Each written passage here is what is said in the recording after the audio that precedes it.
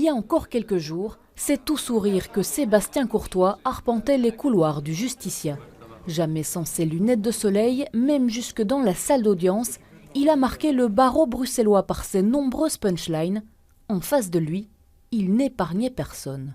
Deuxième gifle monumentale pour le parquet fédéral. On me traite d'antisémite, de nazi et de complotiste sur base de types qui, sur les faits, sont, je le dis, sont des branquignoles absolus. S'il reste un semblant d'honneur au procureur fédéral, il remet sa démission avant ce soir. Admiré par les uns, haï par d'autres, Sébastien Courtois n'est pas avare de propos sulfureux, tendant ses plaidoiries qu'en interview. Une espèce de qualification minable, croupion, misérable de participation aux activités d'un groupe terroriste. Le procès n'a pas commencé, qu'on a déjà tous compris qu'on rendra un jugement, mais sûrement pas la justice.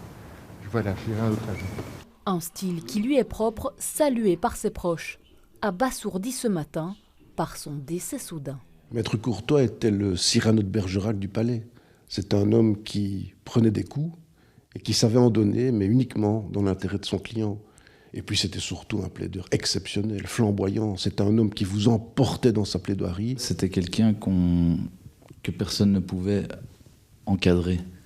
Quelqu'un qui n'avait pas de limite et qui était fondamentalement libre de dire ce qu'il veut, de faire ce qu'il veut. Parfois provocateur, rebelle, mais aussi bourreau de travail, l'avocat laisse derrière lui une carrière mouvementée. Parmi ses clients, que certains qualifient d'indéfendables, on retrouve l'humoriste polémique Dieudonné, l'ancien député controversé Laurent Louis, ou encore plusieurs djihadistes comme Mehdi Nemmouche, auteur de l'attentat au musée juif de Belgique. Je pense que c'est la marque des grands avocats. Quand vous prenez les grands avocats, notamment français, ce sont des avocats qui ont défendu l'indéfendable et qui l'ont fait avec beaucoup de talent.